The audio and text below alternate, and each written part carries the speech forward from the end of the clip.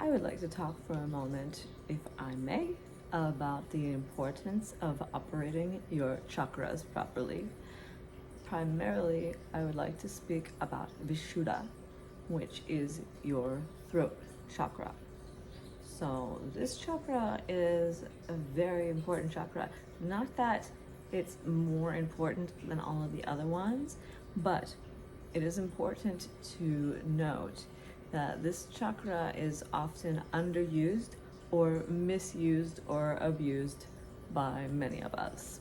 So it is really important that we learn how to operate our chakras properly so that we may come into our full power, so that we may be happy, and that we may be free of being unconsciously manipulated.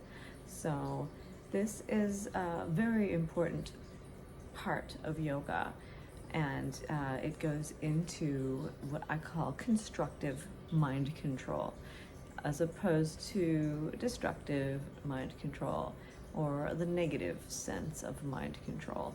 So this is the positive sense of mind control, if you want to use simple polarity terms. So your throat chakra is responsible for your purification process. So your throat chakra can help you to change the way you think and feel, and also even the way you look, because these are all connected. So if you think and feel good, you will look good. If you think and feel bad, you will look bad. It's really this simple.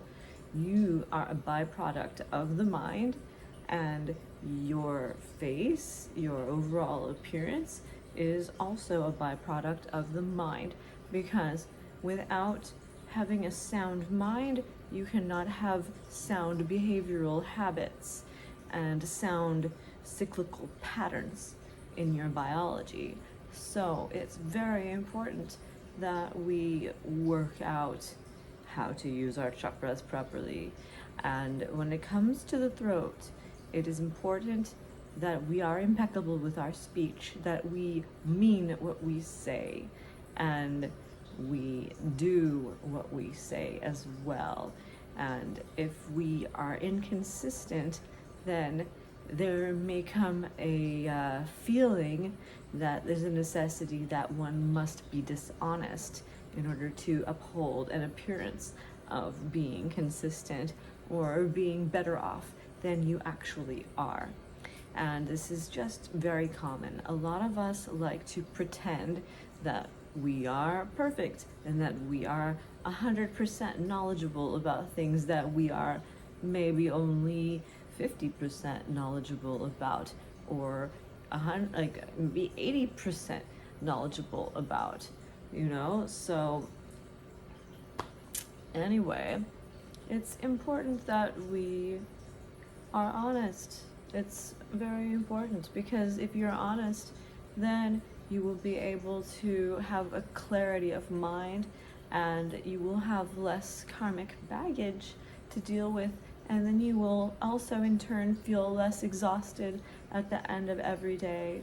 It has been said that the level of exhaustion that you feel at the end of the day is proportional to the amount of karmic debt that you are dealing with in your own personal life. And if you have a job that requires for you to be dishonest, then you will feel exhausted at the end of the day. If you cannot be honest even with just yourself, you will be exhausted at the end of the day. So I am going to share several classes here in New York that actually rotate and revolve around the use of our chakras. And the throat chakra is going to come in quite frequently, as your throat chakra is responsible for helping you to raise Shakti in yourself, as your voice is part of your divine instrument, a very significant part. If you cannot pick up an instrument and play it, you play the divine instrument of yourself with your voice. And so there are many mantras that we can use that help to purify the thought constructs, the cycles and patterns of the ways that we speak and think and feel. And this is going to affect our overall sense of either well-being or feeling not so good. So mantras are like our mental hygiene practice. It's like flossing your teeth or washing your hair or washing your body. You're washing your mind. So it can even be called constructive brainwashing. As you may know, there are many senses of brainwashing, and one of which is things that you are repeatedly exposed to, phrases, songs, tones, and you are also running your mind over and over again, running through your mind. You rerun things that you have heard, people who you are close to saying to you, people who you have let into your close interpersonal field. You may have been told things that are degrading, demeaning, things that are just very not complimentary or helpful or constructive that you can't quite shake, and it reruns in your head and it becomes part of an unhealthy internal monologue, which is very devastating for your biology. So it's important to know how to use your chakra with precision, all your chakras with precision. But right now I'm thinking of Vishuddha, the throat chakra. So I would like to share with you a mantra. This mantra is maybe not so simple. There's a lot more mantras out there that are very simple, but I find the Gayatri mantra to be very helpful, and it is a way of using your voice just to hone a certain attitude or vibrational field, to tap into this vibrational field that is associated with the Vedas. So I don't know if you're familiar with the Vedas. I don't know who I'm talking to right now, but we can go into it more. You can always ask me questions. I'm happy to share. So Veda means wisdom. So we're basically just talking about, so does Vidya. So Veda is like very similar. It's like knowledge, it's intelligence. It is the core of creative energy, this chakra, this mantra. So Gayatri is considered to be a progenitor goddess also, that's part of the Vedic, the Hindu cosmology, creation story. So she's said to be the first woman in a way. She's the first female deity generated by Brahma. And there's a whole story behind her. We can get into it later. But this mantra, essentially, we are asking the divine everything. You're asking the everything that's been created. Basically, you are addressing in this mantra, and you are asking for increase in your meditation, essentially. So we're addressing Bhur, Bhuva, Swaha. Bhur is earth, Bhuva is atmosphere, Swaha is firmament or space, the higher spiritual aspect.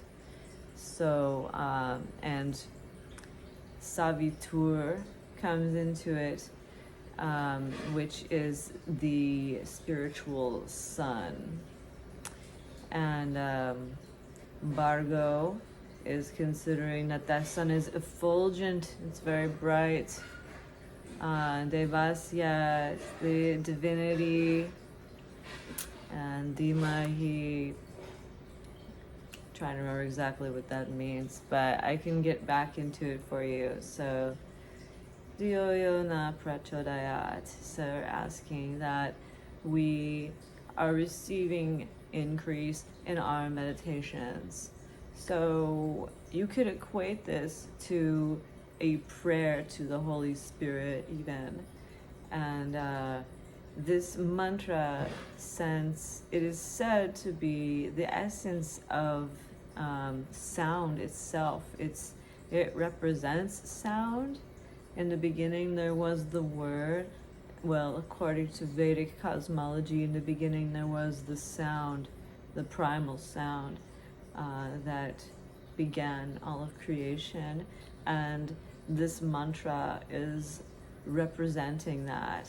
This mantra is said to help you with vocal power, with oration or speech, and also with just being clear, with your clarity, and also is said to help people who stutter. It helps to relieve you of stuttering. So this mantra is incredibly healing for your Vishuddha, your throat chakra, and I invite you to learn this mantra. You can look it up also here on YouTube, and you can find all kinds of verses of it, or versions of it rather. It's kind of late. I'm falling asleep a little bit while I talk, but so you can just look up all the lyrics, all of the definitions and translations. There's a lot of versions of translations of it too, if you look on Wikipedia. So anyway, I'll just give you this mantra now. It's been like 12 minutes into the video. So here we go. Om Bhurvasvaha Tatsavitur Varenyam Bargo Devasya Dhimahi Diyo Yo Na Prachodayat.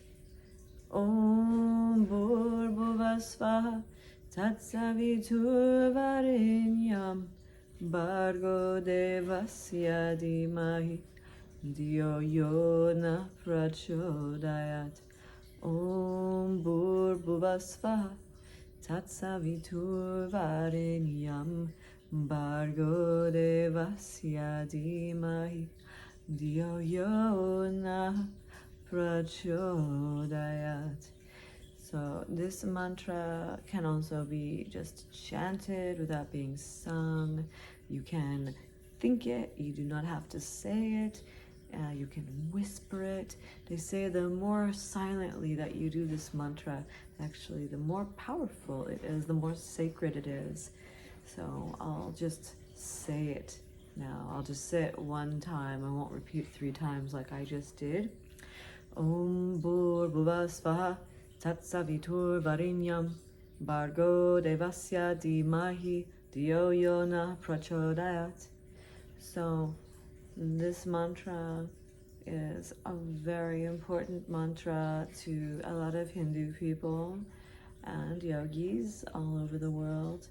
And so if you are into yoga and you practice yoga, please attempt to learn more about the power of mantras and your Vishuddha chakra, your voice. Thank you so much.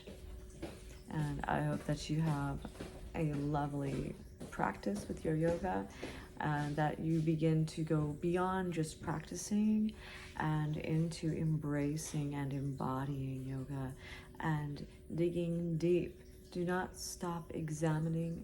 Do not stop practicing self-inquiry, asking yourself what your motives are, why you are drawn to do certain things, and what is determining your behavior.